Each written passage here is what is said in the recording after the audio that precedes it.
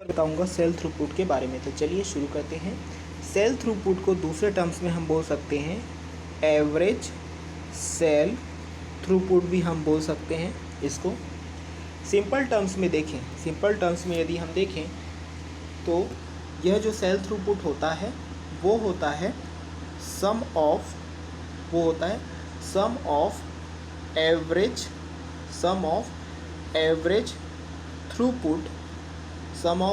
Throughput of all users in the network। यानी कि cell throughput का मतलब हुआ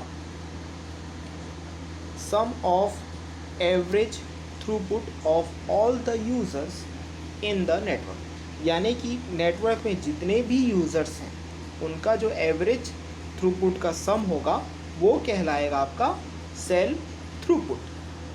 यदि हम इसे mathematically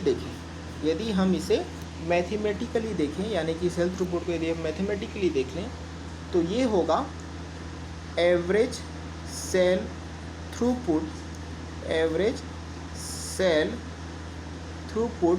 in the cell multiplied by number of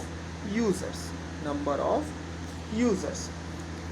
तो ये तो हुआ सेल थ्रूपुट का एक मैथमेटिकली पॉइंट ऑफ व्यू। एक इम्पॉर्टेंट चीज़ जो हमें माइंड में रखनी है वो ये है कि मान लीजिए किसी भी सेल में एक हाई यूज़र थ्रूपुट है। सपोज़ किसी सेल में हाई यूज़र थ्रूपुट है तो हमेशा वहाँ पर हाई एवरेज सेल थ्रूपुट होगा। यानी कि सपोज़ किसी सेल में हाई यूज़र थ्रूपुट है तो हमेशा वहाँ पर हाई एवरेज सेल थ्रूपुट होगा। तो इस वजह से एक कंक्लूज़न निकलता है, वो ये है कि वहाँ पर हो सकती है कुछ इस तरीके की पॉसिबिलिटी। तो पॉसिबिलिटी ये हो सकती है किसी भी सेल के लिए जो पॉसिबिलिटी हो सकती है वो ये हो सकती है कि उसमें हाई एवरेज सेल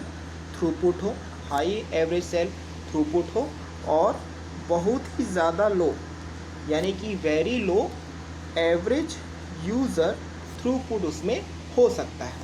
तो इसकी ऐसा होने की वजह क्या है? ऐसा होने की वजह ये है क्योंकि एक सेल में कुछ यूज़र्स ऐसे हो सकते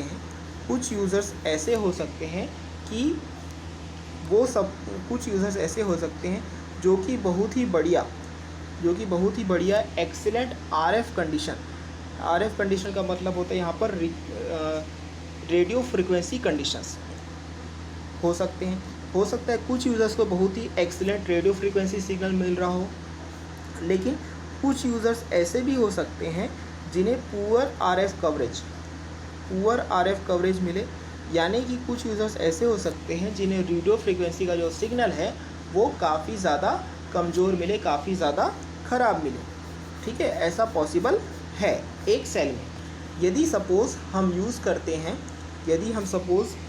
करते हैं एक सेल में एक फेयर शेड्यूलिंग स्ट्रेटजी। यदि सपोज़ हम सेल में यूज़ करते हैं एक फेयर शेड्यूलिंग स्ट्रेटजी, तो जब भी आप फेयर शेड्यूलिंग स्ट्रेटजी यूज़ करोगे मैक्सिमम कैरियर के साथ जिसमें कि इंटरफेरेंस हो पाना पॉसिबल है, ठीक है। तो यदि आप कोई भी शेड्यूलिंग स्ट्रेटजी यूज़ करते हो इस तरीके का जिसमें कि इंटरफेरेंस अप्रोच लागू है, ठीक है, तो इस केस में क्या होगा? मैक्सिमम थ्रूपुट मिलेगा। किसको मैक्सिमम थ्रूपुट मिलेगा? जो भी गुड आरएफ यूज़र्स हैं, यानी कि ऐसे यूज़र जिनको आरएफ सिग्नल बहुत अच्छा मिल रहा है उनको जो है ओवरऑल उनका जो ओवरऑल से थ्रूपुट है वो क्या हो जाएगा, इंक्रीज़ हो जाएगा।